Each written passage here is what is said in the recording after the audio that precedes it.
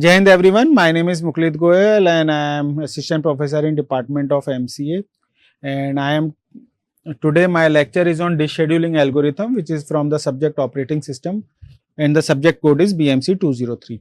So I will discuss disk scheduling algorithms. Basically we know what is disk. Basically disk is a one dimensional array of digital blocks, and which is the smallest unit of transfer, and the first sector represents which is at the outermost cylinder represents the first track, and when the disk moves it displays or reads your data which is on the disk. So it is the disk structure in which the middle there is a spindle, and there are the tracks which is on the innermost side of the layer. Then we have the sectors, then we have the cylinders, and then we have the platter. It moves around on the arm, and this arm is also known as this arm is attached with the head, read and write head, and this head reads the data from the disk. But the process of reading the data from the disk is dependent on some disk scheduling algorithm. Mean the data which is on the disk, how this disk data will be read and executed. So our purpose is that there should be the minimum or the lowest head movements. So which algorithm have the lowest head movements is considered as the good disk scheduling algorithm. So what is the disk scheduling algorithm? The disk scheduling algorithm, in a disk scheduling algorithm, the operating system is responsible for using the hardware efficiently. For the disk drive, this means having the fast access time and the fast disk bandwidth. Means the disk data will be read at the good bandwidth and it will take the less time. As the execution is fast, so it will take the less time. But the access time have the two major component, one is seek time and another is rotational latency. So seek time is the time for the disk arm to move the head to the cylinder contains the desired sector, and rotational latency is the time waiting for the disk to rotate the desired sector on the disk head. So our purpose is to minimize the seek time, means the data which is on the disk should be read more efficiently, less time taken, and on the high bandwidth. And the disk bandwidth is the total number of bits transfers divided by the total time between the first request and the completion of the last transfer. So, and if the desired disk drive and the controller are available, they need to be served immediately, and there is the one head pointer from the disk start reading. So for multi-programming system, with many processes, the disk queue may often have several pending requests. So when the one request is complete, the operating system choose which pending request to serve next, and for this choosing we need to have some disk scheduling algorithm. So this is my ready queue which have the data on point 98, 183, 37, 122, 14, 124, 65, 67, and the disk head pointer is at 53. So now I start with the first CPU scheduling algorithm, which is FCFS. So head starts at point 53, and in the queue, according to FCFS, means first come first serve. So after 53, which data is need to be read? It is on the 98. So from 53 we come to 98. From 98 we go to 183, then 183 to 37, 37 to 122, 122 to 14, 14 to 124, 124 to 65, and then 67. So this is the total disk movement which the disk have been taken in the FCFS algorithm. 53 to 98, 98 to 183, 183 to 37, 37 to 122, then 14, then 124, 65 and 67. So how many disk movements it has been taken? If we calculate, what we do 98 minus 53, 183 minus 98, we have to add all these, plus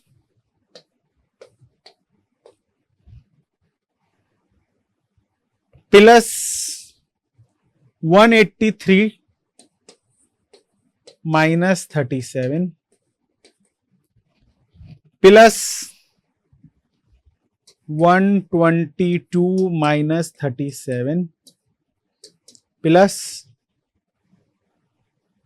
122 minus 14 plus 124 minus 14 plus 124 minus 65 and then plus 67 minus 65. So all these, we have to add all these head moments. So 98 minus 53, then 183 minus 98, then 183 minus 37. We see the head moments. Na? From 53 we go to 98. But we have to take the lesser value on the right hand side because we don't take the negative values. From 98 we go to 183. Then 183 we come to 37. From 37 we go to 122. Then 122 to we come to 14. Then from 14 to we go 124, from 124 we go to 65 and from 65 to 67. So we have to all these, and whichever the final head moment, that the value which comes at the last is the total head moment which has been taken during the FCFS algorithm. Next is shortest seek time first. What we do in this algorithm, basically in this algorithm, we execute or we go on the position which have the lesser seek time. In FCFS from 953 we go to 98.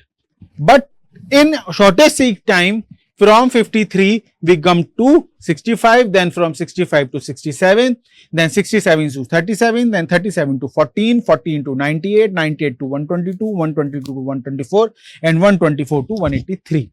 So this is the seek time, shortest seek time. If we calculate its moment, then first 65 minus 53 plus 67 minus 65 plus 67 minus 37 plus 37 minus 14. And then we have to come from 14 to 98 as there are no values beyond 14. So from there we come 98 minus 14, then 122 minus 98, then 124 minus 124 minus 122 and then 183 minus 124. You see, there is a major difference between the seek time of FCFS and SJF. It have the much lesser seek time than FCFS. Okay.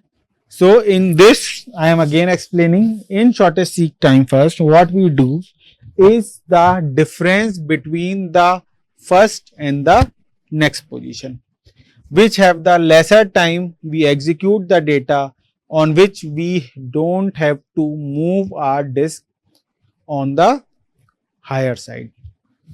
Okay. So from 53 to we come to 65, then from 65 to 67, then 67 to 37, then 37 to 14. As we don't have any data beyond 14, so from 14 we have to come to 98, then 98 to 122, then 122 to 124 and 124 to 183. Now next come the scan. In scan algorithm, the disk arm start at the one end of the disk and move towards the another end, serving request as it reaches each cylinder until it gets to the other end. Okay, the direction of the head movement is reversed and servicing continues.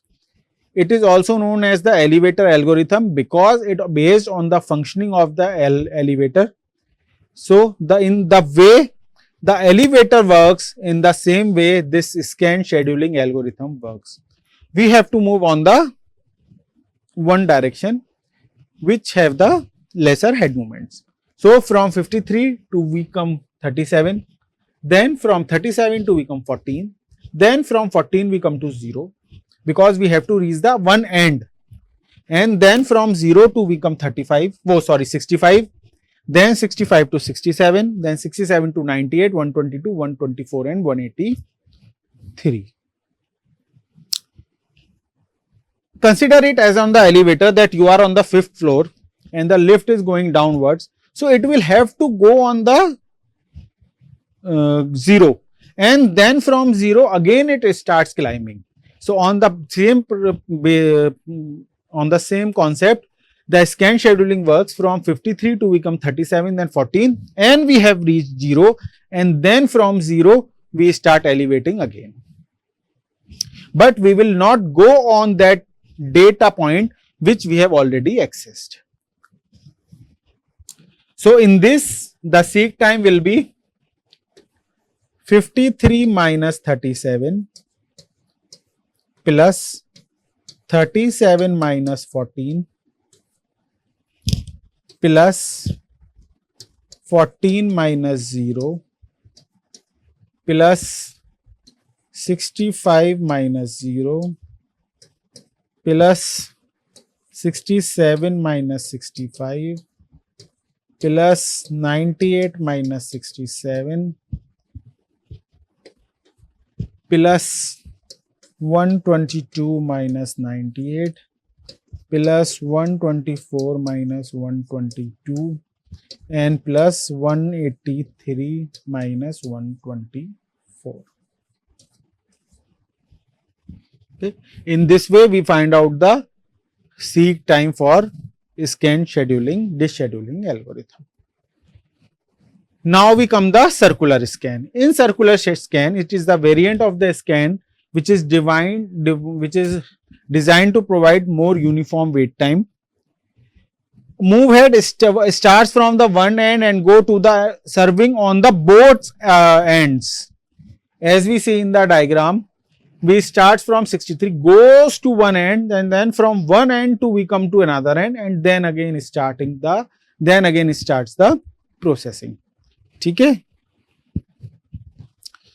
So, in C scan, basically C scan is the circular scan. So, in circular scan means we have a cycle and it will consider it as a cylinder. So, from 53 we come to 65, then 67, then 98, then 122, then 124, then 183, then 199, then from 199 to 0 which is the another end, and then from 0 to 14 and 37. So, the total disk moment in C scan algorithm is 65 minus 53 plus 67 minus 65 plus 98 minus 65 plus 122 minus 98 plus 124 minus 122 plus 183 minus 124 plus 199 minus 183 plus 199 minus 0 plus 14 minus 0 plus 37 minus 14. So, all these are the disk moments when we consider the C scan scheduling algorithm. Okay. when in the C scan disk scheduling algorithm, when we reach at the word excuse me, then we have to immediately return to the beginning of the disk, and when we return we do not serve any request in between. From one end first we reach to the another end, and then we start, after that we start servicing the request. So until we don't reach 0, we don't service 14 and 37 requests. So this is the C scheduling algorithm. Now I have not discussed the look scheduling algorithm, which I will discuss later. The remaining disk scheduling algorithm. What is the basis of the selection of criteria is the first, how we start, how we select our disk scheduling is very much dependent on the details of how the file system is implemented. Depending on the file system, we opt for the different disk scheduling algorithms. In order to access our file, directories and other files, it is helpful to locate the metadata which is close to file data and the cache file metadata in primary memory which file is which is currently in use. But unfortunately, the operating system may have needs to order input-output operations beside optimizing the access time. So it can implement its own algorithm and just feed input-output requests to the controller one at a time and wait for each process for complete. Okay. So these are the criteria for how we select the disk scheduling algorithm. Next, how we do the disk management. For doing the disk management, there as a one thing which we can do is the disk formatting, which we normally do. We know what is format, in which all the batch sectors have been deleted and the operating system partitioned the drive into one or more file systems. The file systems are NTFS and FAT, and sometimes we also keep it raw, okay, without any file system structure. With this, I finish with my lecture. Thank you.